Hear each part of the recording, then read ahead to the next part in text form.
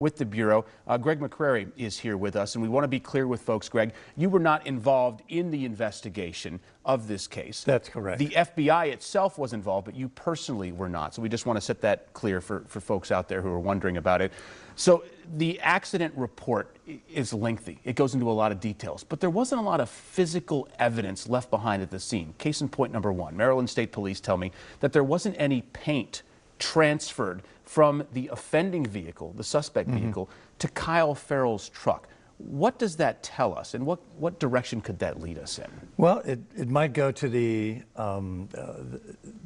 type of vehicle or that struck his car that would not have paint. But we have to keep in mind also that probably paint from his car got onto the vehicle that struck his car. So there would be no paint transfer that was mutual, but it could be one side from Kyle's car onto that particular vehicle or trailer.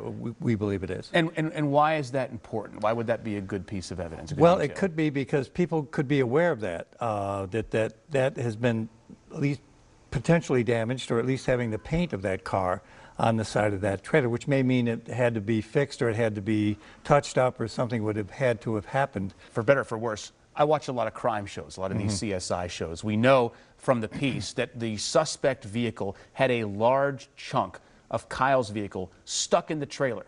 And we know that the suspect got out, looked at the damage to their trailer, pulled that chunk of Kyle's truck out and tossed it into the grass onto the shoulder there on Route 15. So I'm thinking, hey, we've got fingerprints that we could potentially match up to somebody, but it's not that easy. No, it's not the we call the CSI effect. Everybody thinks there's going to always be this great forensic trace evidence, fingerprints, DNA.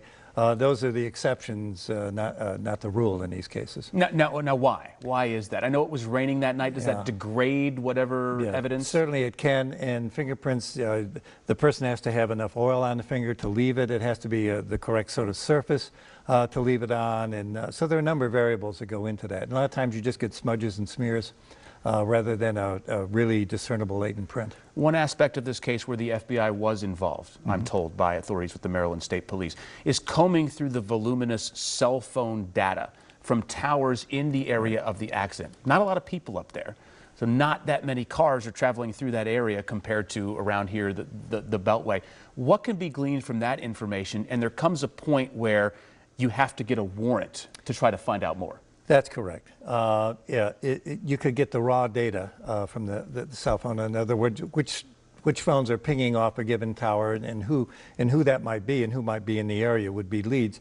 But to dig down any deeper, you really need to have probable cause to believe, rights of privacy and all that before they could begin pulling a lot of underlying data. We're going to get into some more of the behavioral components of this, your specialty, profiling, when we come right back with our WUSA 9 special.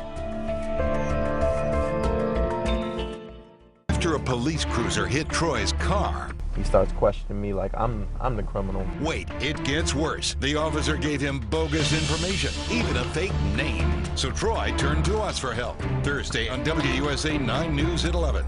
My friends say I throw a great party. And you want to know my secret? I go to Ross. I get just what I need. The platters, the trays, the glasses, and I save a fortune on everything. For entertaining, there's no place like Ross. Mark Herring has been Virginia's top law enforcement officer for 4 years. What's happened? Murders? Up. MS-13? Growing. Deaths from heroin and opioids? Through the roof. Now the Associated Press and the Washington Post have covered how Mark Herring took money from law enforcement and used it to give select staff pay raises. Mark Herring, one bad term doesn't deserve another. I'm John Adams, candidate for Attorney General, and I sponsored this ad. In a world where every degree, every dollar, every defender is connected, seeing every angle is essential. So Raytheon works across networks, markets, and continents. We combine human ingenuity with artificial intelligence and defend every side of cyber to make the world a safer place. Nothing is more important to me than keeping my children safe. That's why I can't vote for Ralph Northam. Northam supports the automatic restoration of rights